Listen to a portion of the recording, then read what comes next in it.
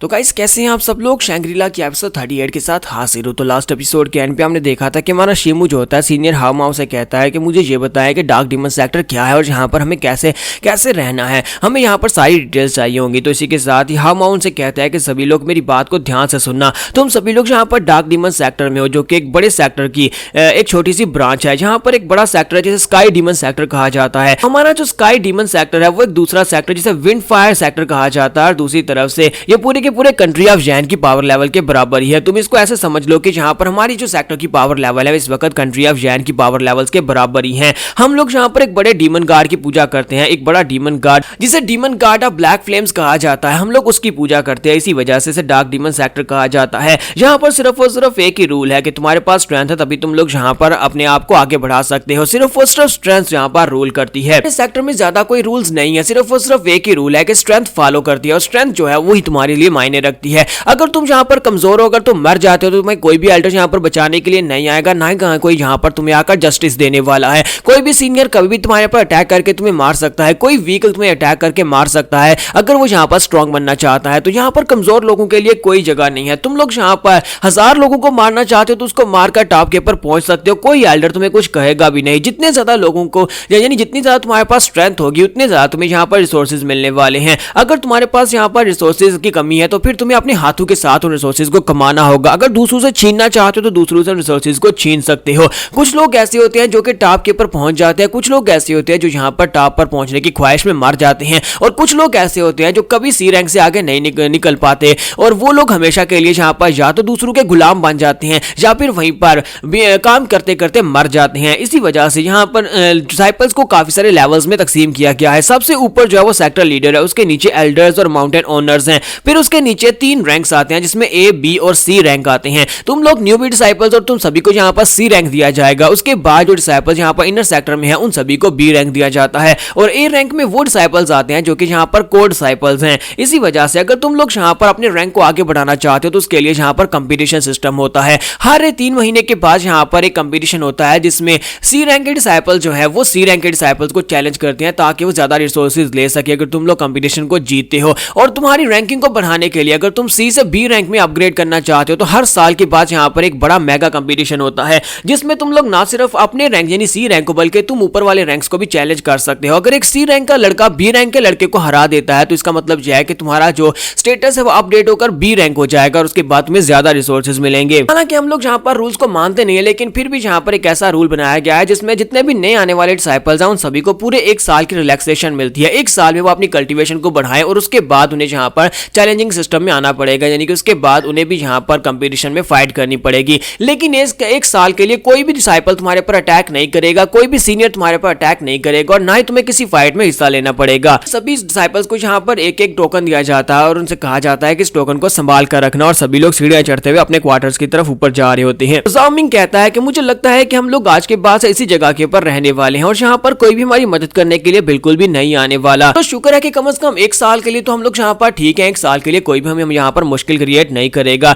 जबकि बाइशियो से कहता है कि मुझे लगता है कि यहाँ पर हमें 1 साल का टाइम दिया गया है, यही काफी अच्छा है। 1 साल के बाद हम सभी को यहाँ पर फाइटिंग में उतरना पड़ेगा, यानी कि हमें यहाँ पर दूसरे डिसाइपल से फाइट करनी पड़ेगी। अगर अपनी जगह बनानी है इन 2000 डिसाइपल्स में जो कि सी रैंक में आते हैं उन सभी में अपनी जगह बनानी है तो फिर उन सभी को हराकर आगे बढ़ना होगा। तो ज़ाओमिंग कहता है कि मुझे लगता है कि यहाँ पर हमारे लिए बहुत ज्यादा मुश्किल है, और साथ ही वो ब्रदर शी से पूछता है कि तुम किस तरफ देख रहे हो। तुम अपने टोकन की तरफ देख रहा होता है, कहता है मैं तो यहाँ पर इस टोकन की तरफ देख रहा हूँ कि उसने यहाँ पर सभी डिसाइपल्स को एक एक टोकन दिया और उसने कहा था कि इस टोकन को संभाल कर रखना ये बहुत ज्यादा जरूरी है, लेकिन उसने ये नहीं बताया कि इस टोकन का मतलब क्या है। तो बाइशियो से कहता है कि इस टोकन को जितनी बार देखो ये सिर्फ और सिर्फ एक नॉर्मल टोकन ही दिखाई देता है, हो सकता है कि इसका कोई स्पेशल मकसद हो। तो इसी के साथ हमारा शिमू से कहता है कि हाँ हो सकता है इसका कोई स्पेशल मकसद हो, लेकिन साथ ही वो पीछे की तरफ घूमकर देखता है और कहता है कि यहाँ पर हमारे साथ जब आए थे तो बहुत सारे डिसाइपल्स थे, लेकिन अब यहाँ पर कुछ ही डिसाइपल्स दिखाई दे रहे हैं, बाकी के सभी लोग कहाँ पर चले गए। तो ज़ाओमिंग भी पीछे की तरफ मुड़ता और कहता है कि हाँ मुझे लगता है कि यहाँ पर रास्ते में आते हुए काफी सारी ब्रांचेस थी, कुछ डिसाइपल्स जो होंगे वो रास्ता भटक गए होंगे और दूसरी तरफ चले गए होंगे।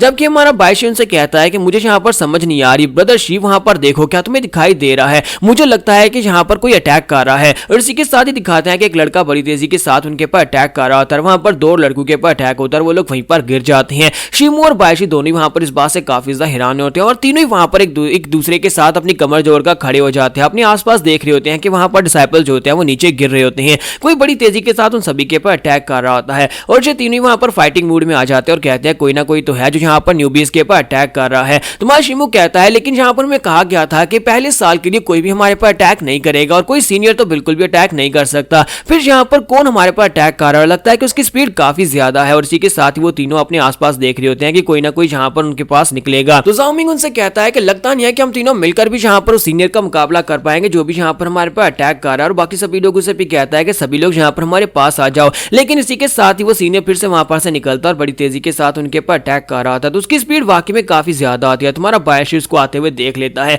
बायशु से देखता है कि बड़ी तेजी के साथ उन्हीं की तरफ आगे बढ़ रहा था। जैसे वो उसकी तरफ आगे बढ़ रहा था इसी के साथ ही जाओ मिंग को दिखाता है कि वो सामने आकर खड़ा हो जाता है और उसकी किक को हेड ऑन फेस करता है ताकि वो यहाँ पर बायशु और दूसरों को बचा सके। तो जैसे उसे किक पड़ती है इसी के साथ ही हमारा शिमू भागता हुआ उसके पीछे जाता है और जाकर अपनी एनर्जी को उसकी कमर के अंदर डालता है ताकि उसकी बॉडी के थ्रू से अपनी एनर्जी को चैनल करके सामने की तरफ उस सीनियर लड़के के ऊपर अटैक कर सके। तो जब वहां पर उसकी बॉडी के अंदर उसकी एनर्जी आती है तो वो सीनियर जो होता है उसकी किक भी पीछे की तरफ हट जाती है और वो जंप करते पीछे हट जाता है और कहता है यहाँ पर तो कुछ ज्यादा इंटरेस्टिंग है, तुम लोग काफी ज्यादा बेहतर हो। और बड़ी तेजी के साथ साइड के ऊपर एक लड़की की तरफ आगे बढ़ता है। उसकी स्पीड काफी ज्यादा होती है और वो लड़की के जैसे करीब पहुंचता है वो लड़की वहीं पर अपने हाथ को सामने की तरफ करती है और अपनी ब्लड लाइन पावर को यूज करती है जो कि शायद यहाँ पर टाइम को कंट्रोल कर सकती है। जैसी वो लड़की जो होती है वहां पर अपनी ब्लड लाइन पावर को यूज करती है तो वहां पर थोड़ी देर के लिए सब कुछ स्लो हो जाता है। इतना स्लो हो जाता है कि वो लड़का जो सीनियर जो होता है वहीं पर उसके करीब पहुंचने के बाद वहीं पर हैंग हो जाता है। तो उसके वहां पर रुक जाने के बाद वो लड़की उसी की तरफ देख रही होती है और वो सीनियर लड़का भी उसकी तरफ देख रहा होता है। लेकिन देखते ही देखते